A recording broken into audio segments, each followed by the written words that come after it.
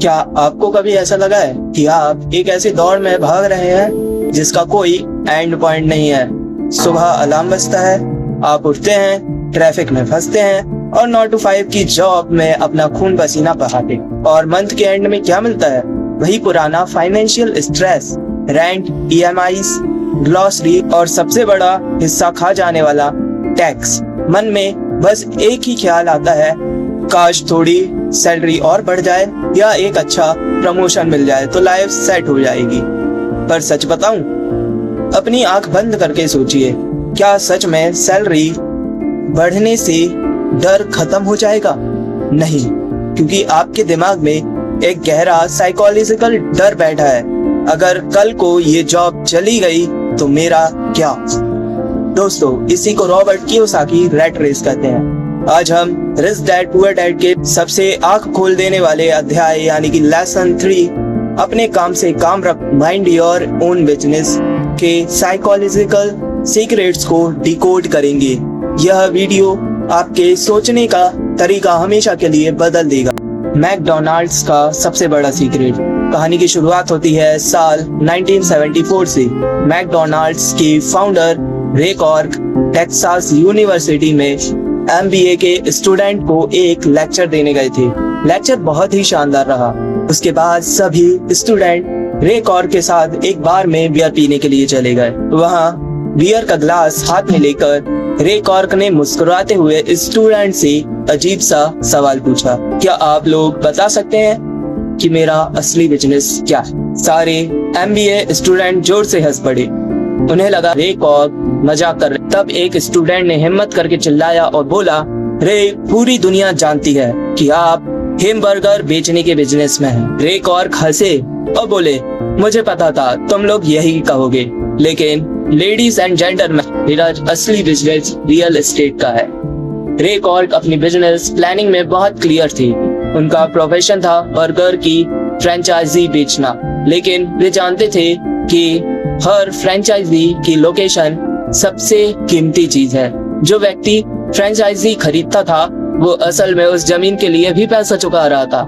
आज मैकडॉनल्ड्स दुनिया में कैथोलिक चर्च से भी ज्यादा रियल एस्टेट्स का मालिक है।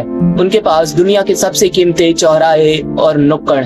लोग फंसते कहाँ हैं? Psychological breakdown. अब यहाँ एक बहुत बड़ा साइकोलॉजिकल ट्रैप समझिए, जिसमें 95% लोग पूरी जिंदगी फंसे रह जाते हैं। वो ट्रैप है अपने प्रोफेशन और अपने बिजनेस को एक ही समझ लेना। जब ऑथर लोगों से पूछते हैं आपका बिजनेस क्या है, तो लोग कहते हैं मैं एक बैंकर हूँ। फिर जब पूछा जाता है क्या आप बैंक के मालिक हैं, तो जवाब आता है नहीं, मैं बैंक में काम करता हूँ। हमारा पूरा एजुकेशन सिस्टम हमें एक अच्छा प्रोफेशन चुनने के लिए ट्रेन करता है, जैसे इंजीनियर, डॉक्टर, चीफ या लॉयर। आपकी ये डिग्रीज आपको काम करने और पैसा कमाने का मौका देती हैं, लेकिन आप पैसे के लिए काम करते हैं, पैसा आपके लिए काम नहीं करता। गड़बड़ तब होती है जब लोग पढ़ाई पूरी करके दूसरों के काम पर ध्यान देने लगते हैं और अपनी पूरी जिंदगी दूसरों को अमीर बनाने में लगा देते हैं। पहले एक कंपनी के मालिक के लिए जो आपकी मेहनत से प्रॉफिट कमाता है, फिर सरकार के लिए जो टैक्स के रूप में आपकी सैलरी का बड़ा हिस्सा ले लेती है, और आखिर में बैंक के लिए जो आपके होम लोन या कार लोन की EMIs वसूलता है। फाइनेंशियल सिक्योरिटी पाने का सिर्फ एक ही तरीका है, अपने काम से काम रखना शुरू करो। इसका मतलब है अपने एसेट कॉलम को बड़ा करना शुरू कर दो, ना कि सिर्फ अपनी इनकम स्टेटमेंट पर ध्यान दो। The luxury trap, psychological mistake. Middle class और गरीब लोग एक बहुत बड़े साइकोलॉजिकल दिखावे के जाल में फंसते हैं, जैसे कहते हैं द लग्जरी ट्रैप। जब भी मिडिल क्लास के पास थोड़ा सा एक्स्ट्रा पैसा आता है या लोन की सुविधा मिलती है, तो वे सबसे पहले बड़ी गाड़ी, महंगे अरमानी शर्ट्स या महंगी वॉचेस खरीद लेते हैं, ताकि वे सोसाइटी में रिच दिख सके। वे अमीर दिखते तो हैं, लेकिन अंदर ही अंदर उधार के दलदल में धस जाते हैं। ऑथर कहते हैं कि जैसे ही आप एक नई कार शोरूम से बाहर लेकर निकलते हैं, उसकी वैल्यू तुरंत 25% कम हो जाती है।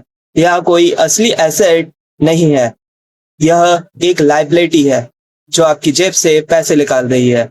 इसके अपोजिट जो लोग सच में अमीर होते हैं वे लग्जरीज सबसे बाद में खरीदते हैं। रॉबर्ट कियोसाकी की पत्नी को जब एक मर्सिडीज कार खरीदनी थी तो उन्होंने तुरंत लोन नहीं लिया। उन्होंने 4 साल तक इंतजार किया। उन 4 सालों में उन्होंने अपने apartment, houses, real estate profit को बढ़ाया। जब उन अपार्टमेंट्स से इतना एक्स्ट्रा कैश फ्लो आने लगा कि कार की पूरी कीमत निकाली जाए, तब उन्होंने मर्सिडीज खरीदी। कार खरीदने को कोई स्ट्रेस नहीं था क्योंकि कार के लिए पैसे उनके जेब से नहीं, उनके एसेट ने दिए थे। प्रैक्टिकल स्टेप, एसेट कॉलम को कैसे मजबूत करें। अब सवाल ये उठता है कि हम अपनी प्रैक्टिकल लाइफ में इस माइंडसेट को कैसे अप्लाई करें। इसके लिए रॉबर्ट ने 3 बेहद आसान और सॉलिड स्टेप बताए हैं। स्टेप 1, अपनी जॉब करते रहो पर रियल एसेट्स खरीदो। Keep your day job. Robert आपको कल ही नौकरी छोड़ने के लिए नहीं कह रहे हैं। नई कंपनी शुरू करना बहुत रिस्की होता है क्योंकि 10 में से 9 कंपनीज पहले 5 साल में ही डूब जाती है। इसलिए समझदारी इसी में है कि अपनी डे जॉब पूरी मेहनत से करो, लेकिन जो सैलरी मिले उसे असली एसेट्स जैसे स्टॉक्स, म्यूचुअल फंड्स या रेंटल रियल एस्टेट खरीदना शुरू कर दो। स्टेप 2, खर्चों को कम करो और लायबिलिटीज हटाओ। ऐसी चीजों को खरीदने से बचो जिनकी वैल्यू घर लाते ही कम हो जाती है। अपने लायबिलिटीज वाले कॉलम को जितना हो सके छोटा रखो। स्टेप 3, पैसे को अपना एम्प्लॉय बनाओ। रॉबर्ट का सबसे खूबसूरत विचार यह है कि जब भी आपकी जेब से $1 या ₹1 आपके एसेट कॉलम में जाता है तो उसे एक एम्प्लॉय की तरह समझो। पैसे की सबसे अच्छी बात यह है कि यह बिना थके, बिना सोए दिन के 24 घंटे और आपके एब्सेंस और आपकी आने वाली पीढ़ी तक के लिए काम कर सकता है। Call to action. So friends, अगली बार जब आप अपनी जेब से पैसे निकालकर कोई महंगी चीज खरीदने लगे तो रुक कर खुद से एक सवाल जरूर पूछना, क्या ये चीज मेरे एसेट कॉलम को बढ़ा रही है या मुझे किसी और के बिजनेस का गुलाम बना रही। अपनी लाइफ का कंट्रोल अपने हाथ में लीजिए और अपने काम से काम रखना आज से ही शुरू कीजिए। अगर इस वीडियो ने आपकी सोच में थोड़ा भी बदलाव किया है तो इस वीडियो को तुरंत लाइक करें और अपने उन दोस्तों के साथ शेयर करें जो इस रैट रेस में फंसे हुए हैं। चैनल को सब्सक्राइब करना मत भूलना। नीचे कमेंट सेक्शन में अभी लिखकर जाओ, I am minding my own business, ताकि मुझे पता चले कि आप अपनी फाइनेंशियल फ्रीडम की यात्रा शुरू कर चुके हैं। मिलते हैं अगले वीडियो में, तब तक सीखते रहिए और अपने एसेट को बढ़ाते रहिए। Thanks for watching.